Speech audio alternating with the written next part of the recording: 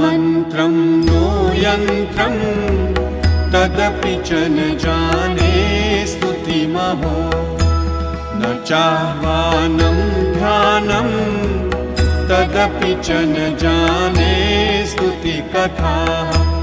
न जाने मुद्रास्ते तदपि च न जाने विलपनम्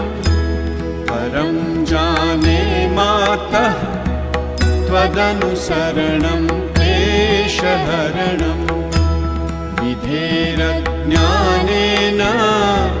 द्रविणविरहेणालसतया